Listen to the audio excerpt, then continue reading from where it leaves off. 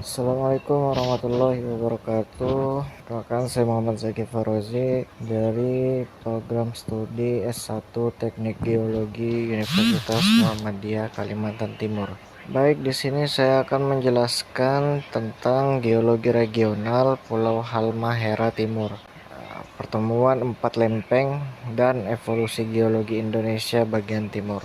Oke, baik. Halmahera Timur merupakan bagian dari Pulau Halmahera yang berada pada zona tektonik aktif di Indonesia Timur.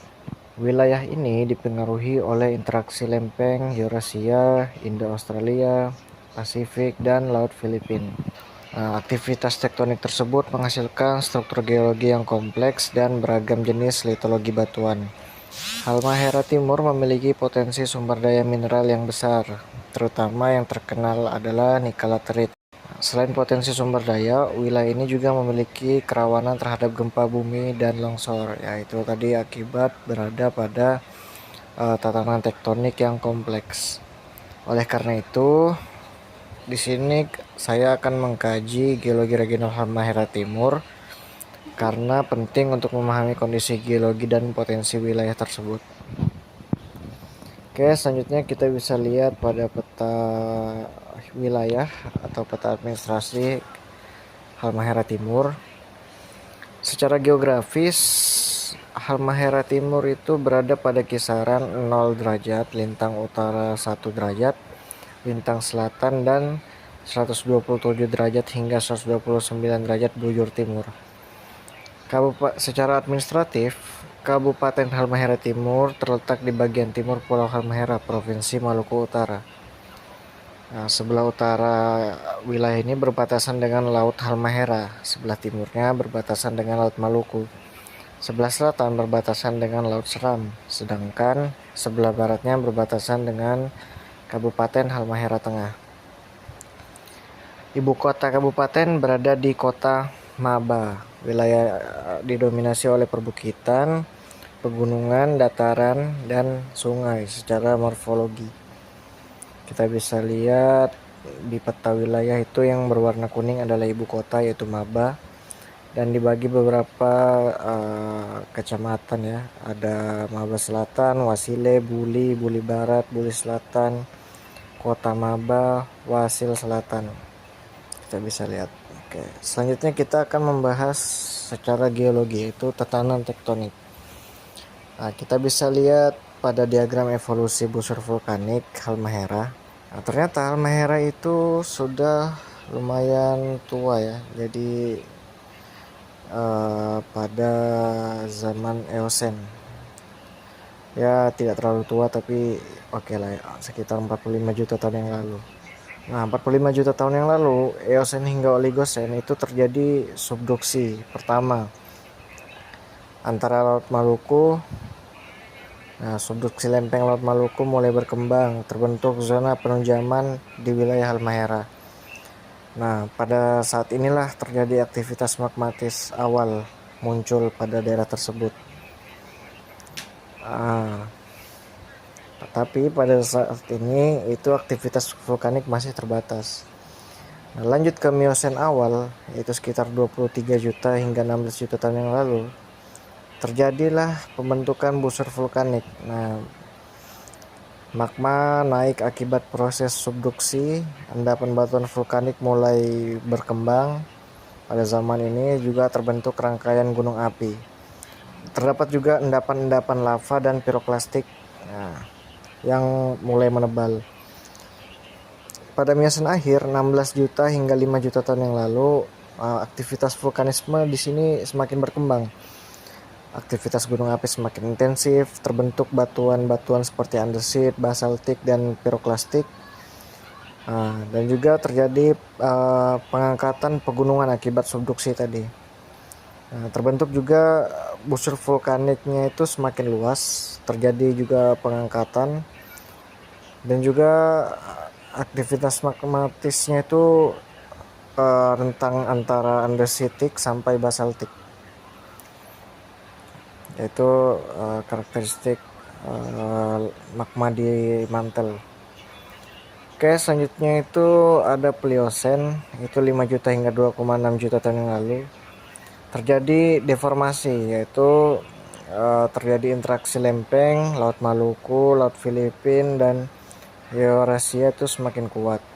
Nah, akibat aktivitas inilah terbentuk struktur-struktur geologi seperti sesar, lipatan, dan rekahan-rekahan yang sangat banyak di daerah tersebut. Nah, karena ini juga relief di Pulau Halmahera itu semakin kompleks karena tadi ada tumbukan antar lempeng. Nah, sesar yang berkembang di sini itu memiliki pola mendatar, naik hingga normal. Nah, pada zaman kuarter atau zaman sekarang itu vulkanismenya masih aktif. Nah, terdapat gunung-gunung api yang terkenal di daerah sana, yaitu seperti Dukono, Ibu, Gamalama, dan Makian, yang termasuk dalam gunung api aktif. Nah, karena terdapat pada tatanan tektonik yang kompleks tadi, maka daerah ini juga sering terjadi gempa dan vulkanisme. Jadi memiliki bahaya geologi tersendiri gitu. Nah, daerah sini juga didominasi oleh bentuk bentang alam vulkanik serta potensi sumber daya mineral yang melimpah. Nah, kita bisa lihat pada gambar yang kedua, itu adalah ilustrasi interaksi 4 lempeng utama di Indonesia Timur. Nah, jadi Halmahera ini berada pada tengah-tengahnya ya. Kita bisa lihat ada lempeng Eurasia, lempeng di Australia, lempeng Pasifik, bahkan lempeng Laut Filipina. Oke, selanjutnya kita akan masuk pada stratigrafi di Halmahera. Ternyata di Halmahera juga terdapat cekungan. Nah, saya ambil data dari Pertamina pada tahun 1992. Halmahera Timur menunjukkan perkembangan dari kompleks oviolit tua, kemudian diikuti sedimen laut dan batuan vulkanik hingga endapan aluvial. Nah, jadi oviolit itu adalah batuan penyusun kerak samudra. Nah, kita bisa lihat tadi di awal kan terjadi subduksi. Nah, setelah itu mungkin terjadi obduksi sehingga batuan pada kerak itu bisa terangkat. Kita bisa lihat stratigrafinya itu yang paling tua ada oviolit berumur jurah, terus ada ya formasi paniti, jawali, formasi subaim, formasi sulat, formasi basil, dan seterusnya yang memiliki karakteristik litologi sendiri. Nah, kita bisa lihat juga pada struktur geologi. Nah, di sini kita bisa mengacu pada peta geologi Kabupaten Halmahera Timur. Nah, struktur geologi yang terkenal pada daerah ini adalah sesar Sorong yang terdapat pada Halmahera bagian timur. Ada juga sesar-sesar lain seperti sesar Maba, sesar Wasil, dan lipatan yang kompleks pada batuan di cekungan sedimen. Nah, terdapat zona deformasi akibat interaksi lempeng tadi, 4 lempeng tadi, didominasi oleh sesar mendatar, sesar naik, dan lipatan. Arah struktur dominannya itu barat laut tenggara, utara selatan, timur laut barat daya. Oke, secara fisiografi kita bisa lihat yang reliefnya kuat itu adalah penggunungan yang penyusunnya adalah violit, perbukitan struktural, ada dataran aluvial pada pesisirnya, dan daerah lembah sungai. Nah, kita bisa lihat pada peta topografi Halmahera Timur. Oke, selanjutnya kita masuk ke vulkanisme, aktivitas vulkanisme. Nah, jadi teman-teman, aktivitas vulkanisme seperti yang di awal kita sebut, pada saat ini di daerah ini masih sangat aktif. Nah, kita bisa lihat ada penampang subduksi Laut Maluku, busur Halmahera, yang membentuk busur vulkanik di Halmahera. Nah, karena aktivitas inilah terbentuk relief pegunungan vulkanik dan perbukitan terjal, menghasilkan tanah vulkanik yang relatif subur. Nah, ini seperti biasa pada erupsi pada gunung api, material yang menghasilkan tanahnya itu membuat tanah menjadi subur. Nah, selain itu juga menghasilkan endapan mineral logam. Nah, terutama emas, tembaga, nikel. Yang terkenal di sini adalah nikel. Menjadi salah satu wilayah dengan aktivitas tektonik dan vulkanik paling aktif di Indonesia Timur. 4 terdapat manifestasi panas bumi. Nah, itu tadi adalah karena yaitu zona dekat dengan zona intrusi. Nah, potensi sumber daya geologi yang terdapat pada pulau ini sangat banyak ya. Ada nikel laterit, ada emas, kromit, ada batuan dengan mineral industri, contohnya andesit, batu gamping, basaltik. Ada juga bahan galian pasir dan kerikil, dan juga ada geotermal atau panas bumi. Nah, karena tatanan tektonik tadilah terdapat juga bahaya-bahaya geologi yang terdapat. Contohnya gempa bumi tektonik akibat vulkanisme atau tektonisme, longsor, terdapat tsunami juga kemungkinan akibat seringnya gempa tadi, gempa bumi di laut, erosi dan banjir, daerah rawan banjir. Kesimpulannya, Halmahera Timur merupakan bagian dari Indonesia Timur yang berada pada kawasan tektonik aktif akibat interaksi beberapa lempeng.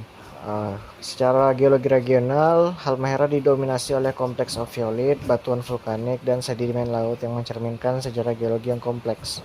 Struktur geologi berupa sesar dan lipatan berperan dalam pembentukan morfologi serta persebaran batuan di wilayah ini. Terdapat potensi sumber daya geologi yang paling dominan adalah pada sektor mineral, yaitu contohnya nikel laterite yang terbentuk dari pelampukan batuan beku ultramafic atau kompleks ophiolite tadi yang terdapat pada pulau ini. Nah, berdasarkan kondisi geologi dan tatanan tektonik yang aktif inilah menyebabkan Halmahera Timur memiliki potensi bahaya geologi seperti gempa bumi, longsor, dan tsunami.